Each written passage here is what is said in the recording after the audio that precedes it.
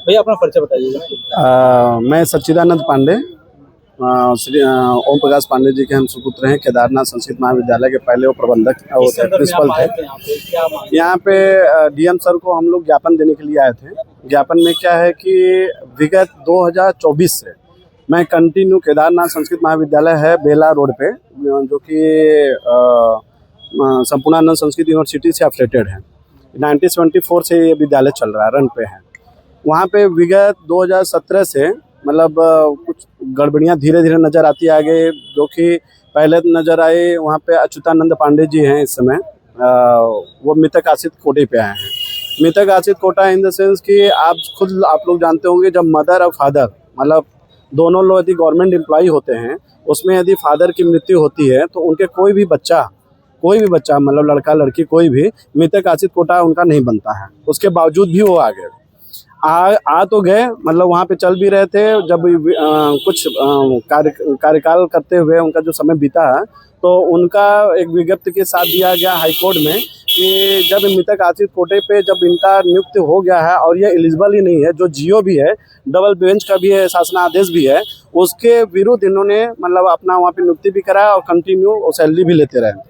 इस चीज़ को हम लोग ने डीवाईएस ऑफिस में भी दिया है, जेडी जी को भी दिया है, वहाँ पे जा करके रिसीविंग भी किया। ये सारा हमारे पास जितना भी है ये सारी रिसीविंग है, सारा रिसीविंग है। तो क्या उनके लगते थे? तो सुनिए, तो वहाँ पे जब उनको दिया गया और वो देने के बाद जब इसके जांच किया गया तो 15 महीने तक उनको डिबार्ड कर दिया गया कि सत्य पाया गया। अब सत्यता जानने के बावजूद भी जो पुराने वाले जो डिवाइस थे, जब वो चले गए, अब नए डिवाइस जो आए हैं भूलेंद्र जी, उनके पास ये ज्ञापन दिया गया, उनके पास आरटीआई से भी दिया गया, उनके स्पीड पोस्ट भी भेजा गया, उनके यहाँ पे जाकर के रिसीविंग भी कराया गया। उनको मालूम भी है सब कुछ भी, लेकिन वो आज तक कोई भी कार्रवाई उस पर नहीं की है। और दूसरी वे कार्रवाई क्या की है कि जो उनका सैलरी जो होल्ड था उसको भी उन्होंने रिलीज कर दिया। एक तो ये इन्होंने बड़ा गड़बड़ किया। अब समझिए कि आप लोग कि आप कभी भी किसी भी महाविद्यालय में यदि प्राचार्य पोस्ट पे जाएंगे, प्राचार्य पोस्ट पे, तो मिनिमम 5 साल का लिए एक्सपीरियंस होना चाहिए, मिनिमम 5 साल के लिए।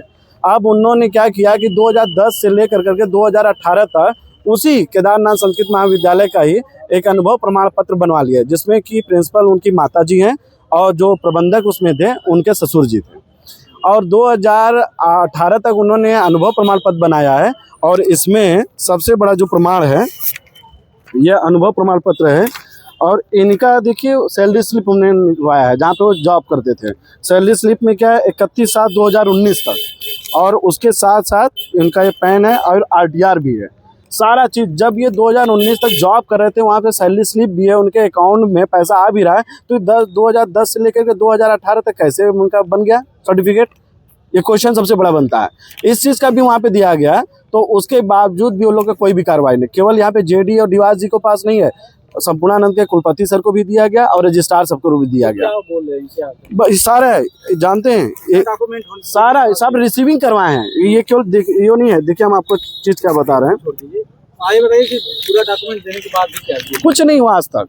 आज तक यहाँ पे सबसे बड़ी बात ये है कि वही नहीं, अभी तो मतलब ये चीज़ बताया, वहाँ पे प्रधानाचार्य जो सरिता पांडे जी हैं, उनका 1986 में उनकी नियुक्ति हुई, 96 में, और उसके बाद उनका पेमेंट आया 2001 में। पहली बात क्यों? और दूसरी बात है कि उनका यदि नियुक्ति हुआ है और वहाँ पे प्राचार्य हैं, तो उनका डॉक्यूमेंट तो कहीं ना कहीं होना चाहिए। न उनका डॉक्यूमेंट कॉलेज में है, न उनका जेडी ऑफिस में है, न डीवाईएस जी के पास है, न संपूर्णानंद संस्कृत यूनिवर्सिटी में है। ये ऐसा कौन सा विभाग है कि कहीं पे कोई भी डॉक्यूमेंट्स भी नहीं है और वो क्या नाम से प्रिंसिपल भी बन गई? अब चाह रहे हैं पहले आप पूरी वार्तालाप सुन लीजिए। और नहीं उनके मतलब ये जो वहाँ पे भ्रष्टाचार और जो कानूनी कार्रवाई जो अभी तक नहीं हुई है वो पूर्णतः होना चाहिए। हम लोग कमिश्नर साहब के पास भी गए थे, तो वहाँ पे ये हुआ कि ये सब बड़ा मामला है, पहले इसकी आख्या जो है वो डीएम सर को दिया जाए, उनके बाद वो तलब करेंगे तो हम लोग ऑलरेडी कर लेंगे। हमने अपने लोकल चोलापुर थाने पे भी इसका संज्ञान डाले थे। इवन दैट इतना भ्रष्टाचार करने के बाद हम लोगों ने उनके ऊपर FIR दर्ज करने के लिए भी एप्लीकेशन दिए हैं।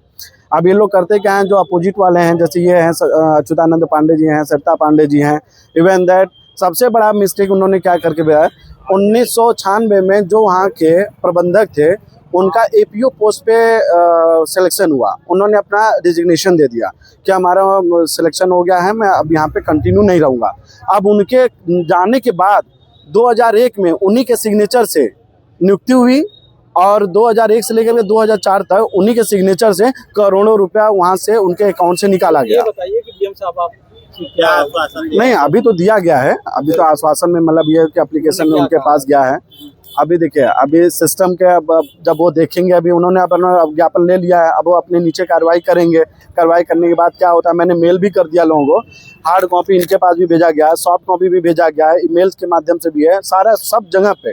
आप विभागीय यदि आप देखेंगे तो कोई ऐसा विभाग नहीं है जहाँ पे नहीं गया। आप लोग के जितने भी आपके अमर उजाला, दैनिक जागरण, आज तक जितने भी सब लोग के पास गया है, और जितने भी आप लोग के लोकल भी हैं, आप लोग के माध्यम से इस चीज़ को मैं चाहता हूं कि थोड़ा सा आप लोग के सहयोग से जो भी यहाँ पे भ्रष्टाचार अनियमितताओं का जो सबसे बड़ा अड्डा बनता जा रहा है, उसके ऊपर कोई ना कोई कार्रवाई आप लोग लें। धन्यवाद।